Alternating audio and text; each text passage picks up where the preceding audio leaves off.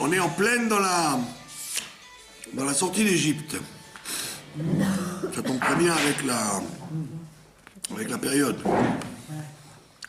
Alors, dans la Haggadah même Vav, on connaît l'histoire. Dieu il dit à Moshe d'aller délivrer les Juifs, les Bnei Israël, et Moshe lui dit, s'ils me demandent comment tu t'appelles, qu'est-ce que je leur dis? Et il lui répond, Ayez Asher Ayez. Je serai celui qui sera. D'accord? Ce nom-là, on le voit nulle part dans toute la Torah, à part dans toute la Bible, on ne le voit qu'ici. Le Shem Eke. Eke Asher Eke. Je serai celui qui sera. Alors, évidemment, ça demande explication. C'est quoi cette définition-là? Je serai celui qui sera. Amar le Akadosh Baruch Hu le Moshe. Lech emor lahem le Israël. Va leur dire aux Israélites, Ani haïti imachem beshibut ze, comme j'étais avec vous dans cet esclavage d'Égypte, Ani eye imachem beshibut galuyot, je serai avec vous dans toutes les autres galouyot. C'est très encourageant. C'est quoi exactement des shibéou? Shibout, ça vient de avoda. Shibout, ça veut dire un esclavage. Donc comme j'ai été avec vous, avec eux, non, avec vous, imachem, avec vous, dans cet esclavage, Shibout, c'est un asservissement. Je serai encore avec vous, avec eux, dans toutes les autres galouillottes qu'il y aura. Donc au lieu de leur dire pu, ça y est, c'est fini, il leur annonce qu'il y aura encore plusieurs galouillottes. Amar le Fanav. Alors Moshe, il se laisse pas faire. Il a dit devant Dieu, Ribono shel olam. Il a dit maître du monde. Daya le tsara beshata. Ça suffit d'avoir un problème en son temps, d'accord? Qu'est-ce qui annonce tous les problèmes qu'il va y avoir? Ça suffit qu'il y ait un malheur. Quand il se passe, tu n'as pas besoin d'annoncer les autres. D'accord? Qu'est-ce que c'est que cette... C'est en quoi c'est un encouragement de dire que vous allez encore avoir d'autres sarotes, mais je serai encore aussi avec vous. Ne l'annonce pas qu'il y aura des sarotes. D'accord? Alors, en vérité, c'est que tout le monde sait très bien que le rôle de Moshe Rabbeinu, c'est de défendre le Ham Israël. D'accord? Or, dans la logique des choses, il était prévu qu'il y ait d'autres galouillottes. Mais Moshe Rabbeinu, il dit pourquoi tu annonces qu'il y aura d'autres galouillottes? Peut-être que celle-là, c'est la dernière. Pourquoi déjà tu pressens qu'il va y avoir encore qui vont rentrer en Israël, ils vont repartir, ils vont revenir. Donc ça veut dire que le rôle de Dieu, il annonce les choses telles qu'elles sont prévisibles, et Moshe, il dit non, il y aura sûrement... N'annonce pas à l'avance qu'il y aura d'autres galouillottes. Ça suffit une Sarah quand elle arrive. Il y a eu le malheur de la galoute d'Égypte, ça suffit. Et la preuve, c'est que mon Dieu lui-même, il est content de la réponse. Il lui dit, Amarlo Akadosh Baruch Hu, Dieu lui a répondu. Alors, si tu veux pas leur dire ça, dis-leur autre chose. L'er est mort lahem, va leur dire, Ayez shlachani alechem. Ayez, c'est le nom de Ayez shlachani alechem qui m'a envoyé vers vous. D'accord? Ça veut dire quoi? Ça veut dire que... C'est quoi cette problématique des noms? C'est que il y avait des faux prophètes, d'accord? Sans arrêt, il y avait des gens qui annonçaient la Géoula. La preuve, c'est qu'il y a eu des... Au moment où Moshe Rabbeinu est né, il y a eu a eu la tribu d'Éphraïm qui a dit, on a fait le calcul, c'est maintenant. Ah oui. Mais Amram leur a dit, mais non, c'est pas maintenant. D'abord, il faut pour qu'il y ait une Géoula, il faut qu'il y ait un Goël. Et il n'y a pas de Goël. Et même quand il y a un Goël, il faut qu'il ait le mot de passe. D'accord? Comme dans l'armée, on dit ça, la sisma. Quand tu arrives dans l'obscurité, dis-moi le mot de passe, sinon je tire. Si tu connais pas la sisma, on te tire dessus. Donc il y avait une tradition depuis Yaakov Avinu que le Goël, il avait le mot de passe. Donc chaque fois qu'il y avait un faux prophète qui venait dire ça y est, je suis le Goël, on va sortir. Alors le Beddin Amram le convoquait et il lui demandait c'est quoi le mot de passe. Et il savait pas. Donc quand il lui dit, donc Moshe Rabbeinu il connaît l'histoire, alors il lui dit qu'est-ce que je dois leur dire? Quand ils vont me poser la question, qu'est-ce que je dois leur répondre? Alors Dieu lui a dit le mot de passe c'est Eye Asher Eye. C'est un nom, c'est un nom particulier qui ne peut être délivré que dans les mains du Goël. Si quelqu'un n'est pas le rédempteur, il ne connaît pas ce mot de passe. Et le Rambam, il explique que il y a 7 noms, il y a 7 noms qui ne s'effacent pas. Ça dérange le cours international. Ça, c'est encore leur musique de chasse. Donc le Rambam, il dit il y a 7 noms, tout le monde connaît, il y a 7 noms qu'on n'efface pas. Quand on est sophère, par exemple, ou bien si on a un papier, etc. Si on trouve ce nom-là, on ne doit pas l'effacer.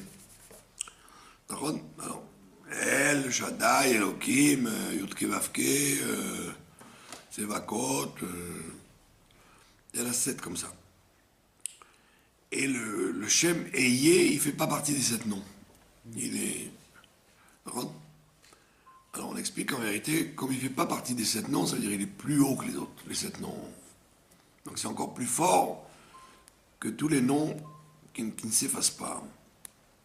Et donc c'est pas tout le monde qui a la possibilité de se servir de ce nom-là. D'accord? Donc c'est un nom que seuls les grands kabbalistes connaissaient, quoi. C'est pour ça qu'il lui dit, c'est Eye, c'est ce nom-là que tu leur diras. D'accord? Donc c'est pas simplement le nom, comme on le dit, Eye, c'est le nom avec les permutations des lettres qui font une action dans le monde. D'accord? Et la preuve, c'est que Dieu lui dit, ce nom-là, il est tellement grand que dans toutes les galouillottes, c'est lui qui va nous permettre de résister. Donc même si on ne se rend pas compte que ce nom-là, il existe, c'est pourtant grâce à lui que dans chaque galoute qu'il y a eu, on a réussi à résister. D'accord? Et donc lui dit, c'est ce nom Eye, Shlachani Alechem, qui t'a envoyé, qui m'a envoyé vers vous. Donc quand il va dire ça au Sanhédrin, ils vont dire, donc on sait que tu es le Goël, tu n'es pas un charlatan. D'accord? Parce que Moshe Rabbeinu, ça fait plus de 40 ans qu'ils ne l'ont pas vu. Quand il a tué l'Égyptien, il s'est sauvé. D'accord? Donc ils ne connaissent que Aaron. Mais lui, ils l'ont perdu de vue. Ils ne l'ont jamais connu. Jamais, il ne l'a jamais connu, personne ne l'a connu. Donc il arrive là-bas. D'accord? Et Amram, il est connu, son père, mais qui dit que le fils est sérieux? Peut-être c'est un imposteur. Donc il a besoin de montrer aux anciens qu'il est vraiment le Goël. C'est ce que le rabbi explique à propos de la tradition. Il y a des traditions qui ne se donnent que de rabbi en rabbi, que personne ne connaît. D'accord? C'est-à-dire que depuis Moshe Rabbeinu jusqu'au rabbi, il y a des choses qui ne se transmettent que de rabbi en rabbi. Et personne n'est au courant de ce qui se passe. Même les fils, même les rabbiniers, même d'accord? Alors, ils doivent garder ça secret? Ben oui, il le garde secret. Est-ce que je sais moi comment ressusciter les morts, comment traverser les murs, comment connaître l'avenir, des tas de trucs qui sont mystérieuses. Choses mystérieuses. D'accord? Et donc c'est pas parce que tu es un Talmid Racham que tu as la porte ouverte à ça. D'accord?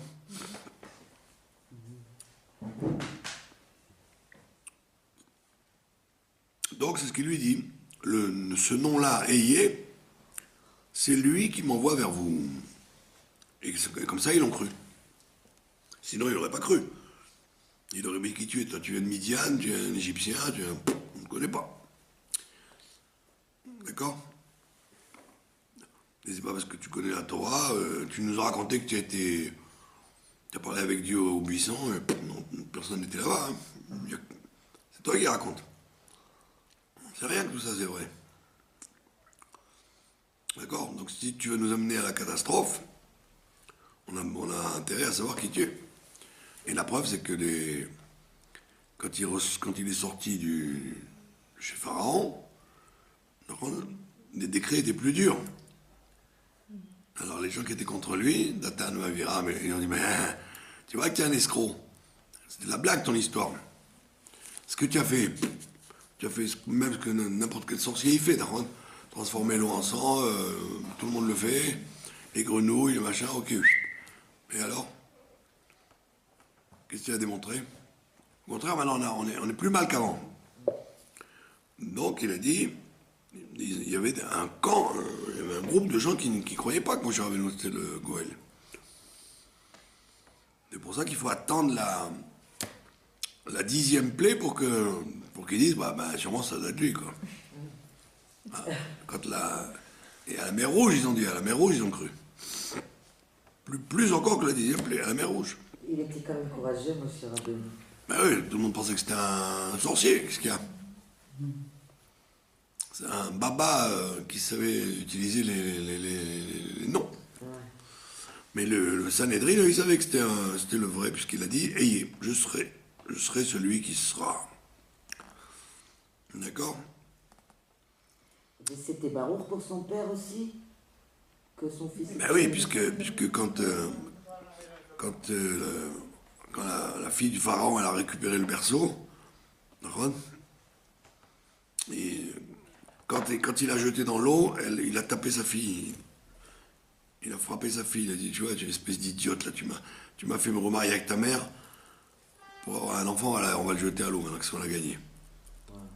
Et quand elle a récupéré le bébé, alors il a dit, ma fille, tu avais raison, c'est lui le Goël. Puisque s'il lui est arrivé un miracle d'être sauvé par la fille du pharaon et élevé par sa mère, c'est que tu as bien fait. Le pharaon, il n'a jamais su que c'était lui, le Goël, il était dans la maison chez lui. Il savait bien que c'était pas le fils de sa fille. Et Oui, d'accord, mais il a croyait être quoi? un enfant trouvé. Et elle avait un caprice, elle a dit, je le veux ce bébé que tu veux chez moi. Mais lui, Amram, il a dit, oui, effectivement, c'est donc mon fils qui sera le Goël. Encore 80 ans après, il revient. Ils lui ont demandé des preuves, et il a donné les preuves. Vous avez compris? Mais la Haggadah continue en disant, en emmenant le même genre de réflexion, il a écrit à propos de Eliyahu Hanavi. D'accord? Quand Eliyahu Hanavi, il voit que les gens ne vont plus à Yerushalayim, ils vont à Haïfa, dans le mont Carmel, et là-bas ils adoraient le prophète de Baal, le dieu Baal, avec les prophètes. C'est un dieu phénicien, pas loin de Haïfa, et apparemment ça marchait, quoi. C'était efficace comme truc, donc les les Béné Israël, ils ont quitté Jérusalem pour aller faire une avoda là-bas. Et donc, il se déplace, Eliyahu Hanavi, et il dit, bon, tant pis, on va faire des corbanotes en dehors de Jérusalem, pour démontrer que c'est un faux Dieu. Par contre, c'est la Haftara qu'on lit à la paracha du veau d'or. D'accord? Et qu'est-ce qu'il a fait à Eliyahu Hanavi? Alors, il a construit un misbéar à côté du misbéar de Baal. D'accord? Et il a fait un korban et il a mis de l'eau. Il a mis de l'eau parce que on sait très bien que le misbéar, à l'époque, pour savoir si un korban était accepté, il fallait qu'il y ait du feu qui descende.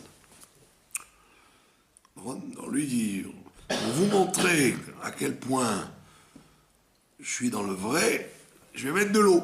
Et vous allez voir que le feu, il va quand même mettre le feu il va mettre le feu au korban, bien qu'il y ait plein d'eau. Et les autres ont dit, La blague. c'est une blague. D'accord? Donc, qu'est-ce qui se passe? Donc, Eliyahu Hanavi, il a prié. Il a dit au bon Dieu, Aneni Hashem Aneni. Réponds-moi. Réponds-moi. 2 fois, il a dit. Réponds-moi. C'est réponds-moi. Alors, on demande pourquoi il a dit 2 fois.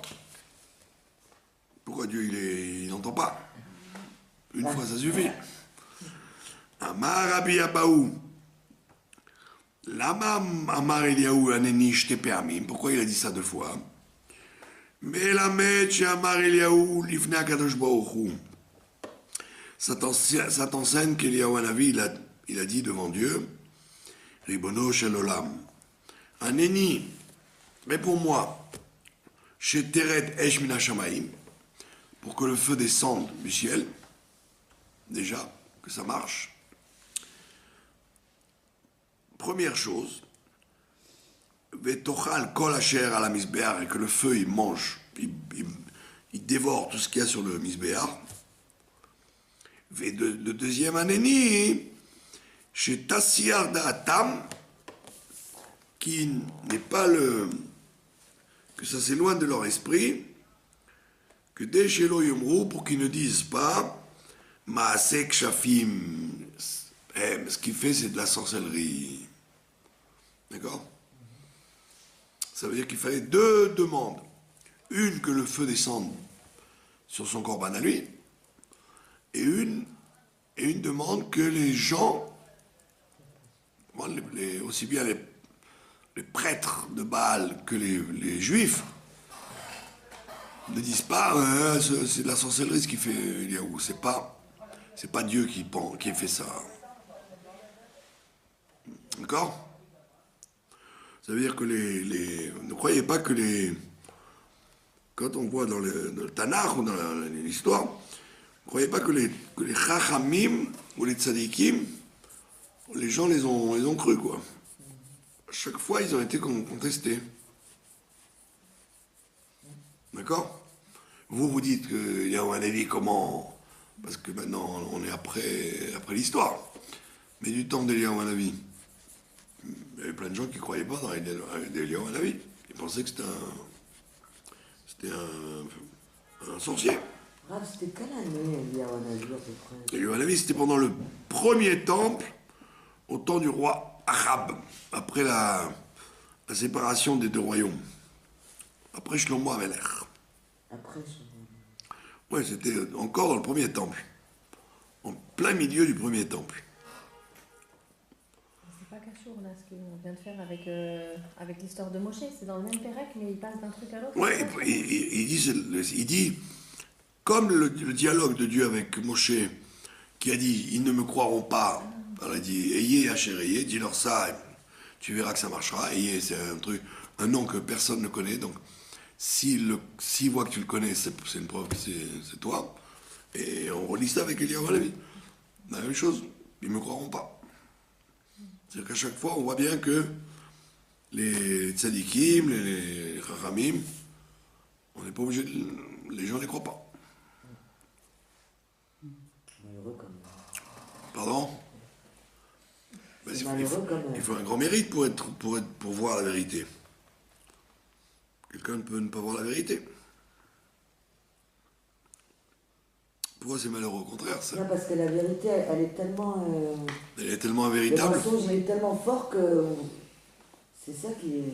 Non, parce qu'il y a toujours des charlatans. Oui, mais là, on parle... Là, ça fait beaucoup de charlatans, quoi. Ben oui. Il y a beaucoup de charlatans, même aujourd'hui. Non, mais je parle d'aujourd'hui. De... Je parle justement d'aujourd'hui. Ah, aujourd'hui, c'est évident. Mais même à travers les siècles, il y a eu toujours des... Mais c'est mieux d'ailleurs, sinon, si n'importe quel abruti qui arrive et que tout le monde le croit, c'est la porte ouverte à toutes les erreurs, toutes les folies. Alors que là, au moins, le peuple juif, c'est pas un peuple naïf, quoi. Non, mais je parle de la redoute en Israël, quoi. Ben, Ardout, c'est pas, tu dis blanc, je dis noir. Il faut être sûr que la personne, elle soit valable. Donc ça prend du temps. Mais a posteriori, quand même, c'est ça qui est bien. A posteriori, tout le monde s'est mis d'accord quand même. Puisque c'est écrit noir sur blanc que finalement, lui c'était un vrai, lui c'était un faux, lui c'était un vrai. Oui, mais il a fallu Il y a que du Torah, heureusement, il pourrait y en avoir plein aussi. il a fallu des tas et des tas de pertes pour en arriver là. De pertes, il y a du temps perdu. Vous croyez que... Vous voyez, ceux qui restent, on sait qu'ils sont dans la vérité, mais il y a combien de siècles et combien d'erreurs il y a eu depuis mon cher Rabbeinu. Vous voyez bien, un Korach, chaque fois il y a des groupes qui viennent et qui disent ah non, c'est pas ça. C'est qu'avec le temps que ça se vérifie. Vous avez compris? Vous croyez que mon cher Rabbeinu de son temps il était accepté? Aujourd'hui il est accepté. Même par les chrétiens, les musulmans, les bouddhistes. Mais à l'époque, même le peuple juif ne l'acceptait pas. C'est normal. Et il y a un avis pareil.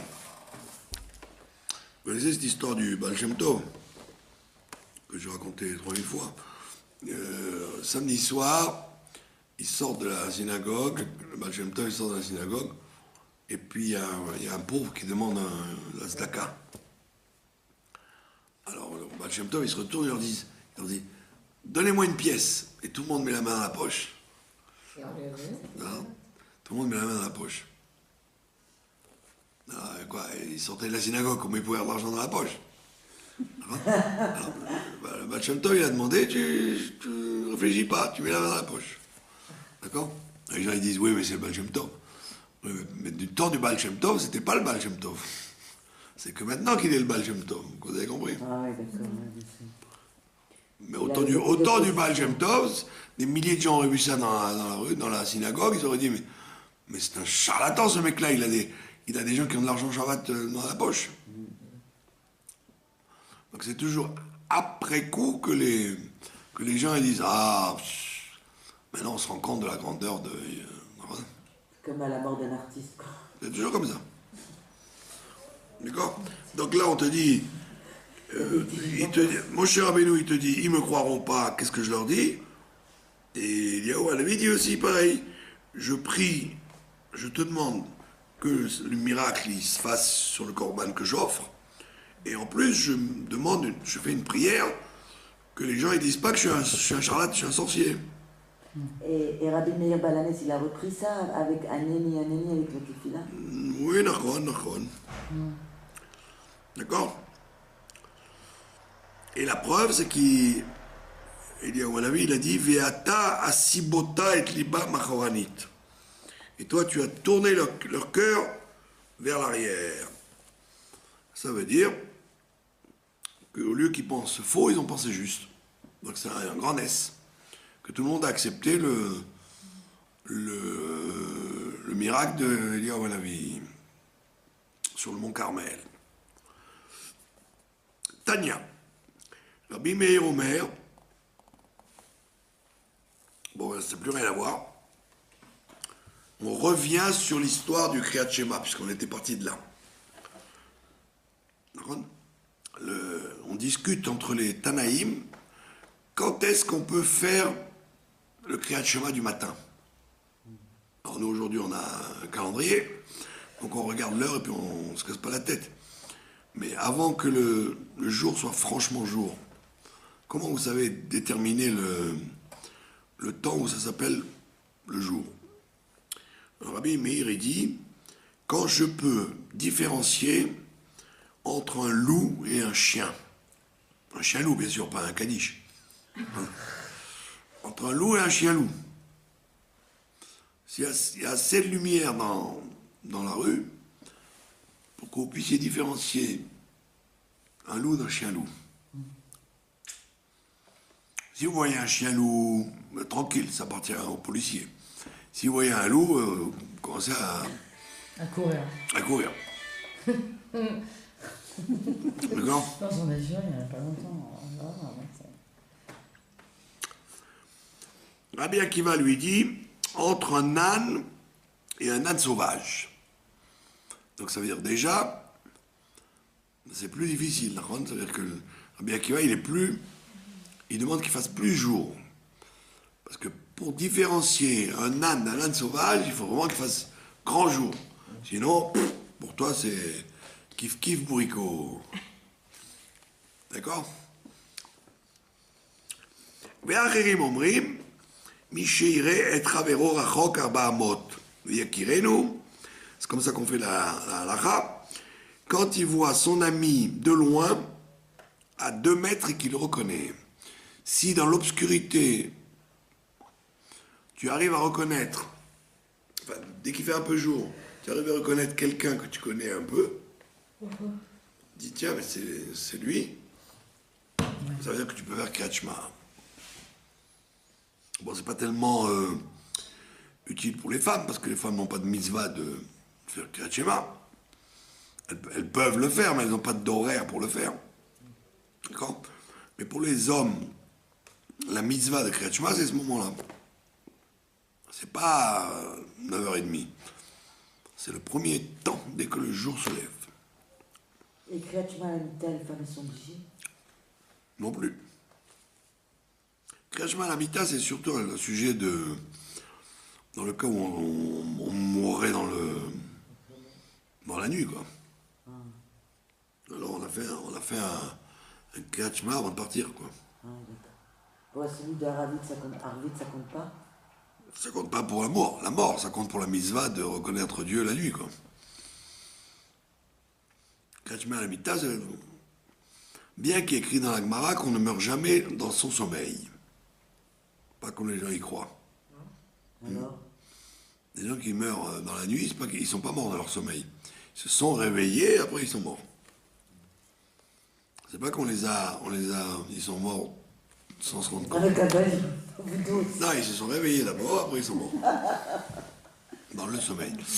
Donc, dans le cas où quelqu'un n'aurait pas eu l'occasion de faire de dire Kriyat Shema avant de mourir, ben là, il le dit avant de dormir, quoi. D'accord? Amaravuna, Moi, je croyais que c'était pour Cheshbon Nefesh. oui, C'est pas dans la oui, semaine. exactement. On va partir. C'est Cheshbon Nefesh dans le cas où on va pas se lever, quoi. Parce que théoriquement, on dit les gens qui m'ont insulté, je leur pardonne. Et moi, si j'ai insulté, qu'on me pardonne, etc. Mais Rav, on peut le dire même si on ne le ressent pas vraiment. Même si on meurt pas. Non, non, les gens qui nous ont fait quelque chose qu'on n'arrive pas à oublier, quoi. On n'arrive pas à... Non, mais au moins, vous l'avez dit. Ouais, ça sert à quelque chose. Bah oui. Vous vous rendez compte de ce que vous gardez sur la conscience si... Ouais, Ben parce que quand quelqu'un il a quelque chose contre quelqu'un d'autre, c'est pas simplement l'autre qui a un problème, c'est lui. Parce que s'il meurt sans avoir pardonné, ça peut l'accuser à lui. Non, mais Et qui tu es pour pas avoir pardonné avant de mourir? Oui, mais vous savez qu'il y a des gens, même quand vous êtes d'accord avec eux, ils ne sont pas d'accord avec vous. Alors qu'est-ce que vous faites? Ben d'accord, mais au moins toi tu es propre. tranquille. Tu es propre, sinon on va te dire attends mais Arrête t'as pas pardonné, Si ça vient pas du C'est fond. quoi ça? hein? Même si ça vient pas du Même si ça vient pas du fond. Vivre. Ah, ça me fait mal au revoir. Des fois, le fait de le dire, ça suffit, quoi. Bah ouais. Je vous ai raconté cette histoire de gens qui sont disputés, avant de se quitter dans la nuit, ils sont disputés très très gravement. Le frère avec la belle-sœur et le frère avec la belle-sœur. C'est resté en Deux famille. frères et deux femmes. Et ils ont eu un très grave accident dans la nuit et ils sont morts. Donc le frère et la belle-sœur qui sont restés vivants, ils étaient à l'enterrement le lendemain. Imaginez-vous comment ils étaient à l'enterrement. Guilt. Ah ouais, parce qu'ils sont pas pu se quitter, les deux frères ne sont pas quittés en s'embrassant, ils sont quittés en se tapant Il dessus. y a des conséquences à ça. Ben oui, parce que bon, des fois tu dis peut-être que tu demandes pardon sur la tombe, tu demandes pardon après, c'est très embêtant. Mais pourquoi les gens ils demandent pardon sur la tombe? Mais pour ça, comme le Bédine, dans le cas où on a mal fait, Pourquoi le mort il pardonne quand on lui demande pardon? on lui demande pardon, ben ouais, pour qu'il pardonne, parce que des fois il pardonne pas. Mais Des fois, il pardonne. Non, si vous demandez pardon, bien sûr qu'il pardonne. Mais s'il pardonne pas, il vous le dira, il vous le fera dire dans les rêves, hein. Ou par quelqu'un. Ah bon? Bien sûr. Comme je dis toujours, j'ai plus peur des morts que des vivants, moi. Ben oui, les vivants, vous pouvez vous arranger avec eux. Non, ils peuvent réagir encore, mais les morts, ils peuvent vous allumer comme ils veulent. Ah bon? Ben oui. Et où que vous soyez, hein. Les vivants, ils sont obligés d'être à côté de vous, mais... Parce que c'est pas le téléphone, il peut vous crier dessus pendant une demi-heure. Mais le mort, il peut, là où il est, Non. vous assaisonner comme il faut. Ouais. Voilà. Il n'y a pas de mort. Vous n'avez pas compris qu'il n'y a pas de mort. Il y a des morts vivants, mais il n'y a pas de mort. Donc il vaut mieux être bien gentil avec les morts. Bah alors, ils sont Gentil, vivants, les morts, alors. gentil. Même si c'était des mafionnaires. Ou des... Mais qui vous voulez, des fois ils ont des strouillots que vous ignorez. Vous connaissez l'histoire du voyou là, qui est enterré à côté du Rabbi de Sainte à Natania? À côté de qui? Baïza, il s'appelait, un voyou, tunisien Ah ben, il est enterré à côté du Rabbi de Sainte. Comment ils ont fait? Alors c'est très difficile de comprendre que en général, les tzadikim, ils Mais acceptent comment pas. ils ont permis, Shomer Shabbat, il doit être... Voilà, parce qu'en vérité, ils donnaient de la tzedaka en cachette à des milliers de gens. Ah bah, c'était pas de l'argent honnête. On ne sait pas comment c'était, en tous les cas. Le fait est que même les tzantser, ils ont laissé faire. Mais pourtant, ils disent que si un tzaddik il est enterré à côté de... Ça fait un balagan à côté de... Mais vous voyez que ça n'a pas fait un balagan, parce que ça veut dire qu'il a peut-être des strouillottes que vous ignorez. Ah ouais. Et qui sommes-nous pour juger? Mais pourquoi on demande... Moi, quand on a enterré mon oncle, on a demandé à ma tante si son mari il était Shomer Shabbat. Oui, parce qu'il y a écrit dans un carré de morts, les morts ne veulent être qu'avec des gens avec qui ils auraient été en bon contact dans la vie, quoi. C'est pour ça qu'à Tunis, par exemple, il y avait un cimetière des Livournais, un cimetière des Tunisiens. Ouais. Ils voulaient attention de ne pas être enterrés ensemble. Voilà. Les voir...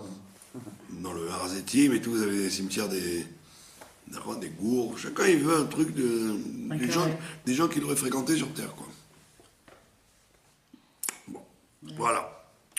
Donc on saute la Haggadah, elle est plus particulièrement liée à la halakha, donc on va la sauter. D'accord? Et on va passer à la Haggadah Mem Zayin, que vous allez retrouver. En vérité, c'est pas les morts, c'est notre conscience à nous, en vérité, non? Que les morts y reviennent. C'est parce que il y a eu des problèmes ou des choses comme ça. Non, des fois ils reviennent, Comme ça. ils reviennent en rêve pour dire que ça va ou ça va pas. Ou ils vont- Quand ils viennent pas. Quand ça n'arrive pas. Bah, ça n'arrive pas. Ils sont bien où ils sont. Hein. Ils sont tellement hauts que... Peut-être. Pas obligé qu'ils viennent, hein. Non, c'est pas obligé. Allez. Est-ce qu'on a le droit de demander, par exemple, moi je languis mon père, et des fois je demande à Kadosh Baruch Hu, des fois je rêvais de lui, je voudrais tellement le voir dans un rêve. Non, il ne faut pas demander. On a le droit, on n'a pas le droit. Ouais, non, il ne faut pas déranger les morts, même Non, dans les rêves. pas sans le déranger, mais qui vienne me dire un petit bonjour. Allez, même Zaïn. Coucou. Alors, Je pense que On va venir frapper à ta porte. Salut. Qui t'habite? il y a écrit, Ah, mais c'est trop long. On viendra frapper à ta porte. il y a écrit, Yiyu le ratson imrefi, viegiol libe le fanecha, Shem tsuri v'goali, d'accord? Quand est-ce qu'on dit ça? On le dit à la fin de la Hamida. D'accord? Quand on fait la Hamida, si vous avez regardé dans les Sidurim, on dit cette phrase. Iyu le ratson imrefi, Ah, que c'est ce bien, soit c'est fini. que ce qui sort de les propos de ma bouche, ils soient agréables à tes oreilles. D'accord? Alors on demande, la Gemara, elle demande, pourquoi tu dis ça à la fin de la prière? Pourquoi tu dis pas au début? Ça aurait été plus logique. C'est une demande avant de prier. Pourquoi tu la demandes une fois que tu as prié? D'accord? Donc, Maïtama, pour quelle raison les Chachamim l'ont fixé à la fin des 18 brachot de Shmona Esrei? L'Emrou Meikara, on aurait dû le dire au début. Amar Rav Yehuda berei de Rabbi Shimon ben Pazi. Oil velo amaro David ela leachar Shmona Esrei parashiot. Il te dit, quand est-ce que David Amelech il a dit ça? Il y a eu le Ratson Imrefi. Il dit, il a dit à la fin, si vous avez bien remarqué, à la fin de 18 premiers Teilim. Comme il a dit à la fin des 18 premiers Teilim, on l'a dit aussi à la fin des 18 brachot qu'on fait. D'accord? Attends, il me dit, attends, mais là, tu me racontes n'importe quoi, là. C'est à la fin du 19. C'est à la fin des Yutet, c'est pas à la fin du 18. Qu'est-ce que tu me racontes? Hein, vous m'avez même pas relevé, je vous signale. C'est à la fin du Yutet qu'on dit ça. Et pas à la fin du 18. Alors il dit, donc qu'est-ce que tu me racontes? Ça tient pas à la route ton histoire. Alors il dit, Chassere Avian, il y en a 19, il n'y en a pas 18. Alors écoutez bien ça, vous allez apprendre un scoop. Il dit non, parce que sache que les deux premiers Tehilim, Ashre Aish et Lama Rakshu, les deux premiers Mizmorim, en vérité, ils sont un seul. Ils n'étaient qu'un seul Mizmor au début. Aujourd'hui, ça s'appelle deux. Mais avant, ils étaient qu'un seul. D'accord? Il dit, qu'est-ce que ça veut dire tout ça? Amar Rav Yehuda bered Rabbi Shimon ben Pazi, Mea veshalosh parshiot Amar David. David, il a dit au début 103 parachiotes. Il appelle pas ça des mizmorim. Il appelle ça des parachiotes, comme si c'était des paragraphes de la Torah. Velo Amar Alléluia. Et quand est-ce qu'il a commencé à dire Alléluia, David Amelech? À quel mizmor il dit Alléluia? Eh bien, dans le 104. Donc, pendant 103 mizmorim, il n'y a pas une fois le mot Alléluia. Il faut attendre le mizmor 104, le jour où on dit le jour de Rosh Chodesh. On dit ça le jour de Rosh Chodesh, Bar Kenafshi. C'est ce mizmor-là qu'on dit Alléluia. Sinon, vous pouvez lire tous les Tehillim. Si vous avez fait tous les Tehillim dans votre vie, eh ben, il n'y a pas écrit une fois Alléluia avant. Il faut attendre le Mizmor 104. 104. Chez Nehemar, il dit parce que David, il a attendu de voir la chute des méchants pour dire Alléluia. Quand est-ce qu'on peut vraiment louer Dieu? Quand on voit la chute des méchants. Sinon, tant qu'il n'y a pas la chute des méchants, c'est dur de louer Dieu, puisqu'on est mal, quoi. Les méchants, ils règnent. Et chez les méchants, ils gagnent. Ouais. Quand les méchants, ils perdent, donc, ouf, on dit Alléluia. Alors nous, on devrait attendre la venue de Mashiach pour dire Alléluia. Mais il y en a tout le temps. On voit toujours la chute des méchants. Doucement. Pardon? En ce moment, ils sont... Bon, vous savez bien qu'à travers les temps, vous avez même vu la fin des méchants plusieurs fois. Je veux dire, Et la preuve, c'est que monsieur, Vanda et... c'est bien, la preuve, David, il dit, Itamu, et c'est la fin du Mizmor 104, Itamu chataim min haaretz. Disparaîtront les fauteurs de la terre, Amen. Ureshaim odenam, et les méchants ne seront plus. Barchi nafshi et Hashem, alléluia. C'est la fin du Mizmor de Koufdalet, le jour de Rosh Chodesh. D'accord?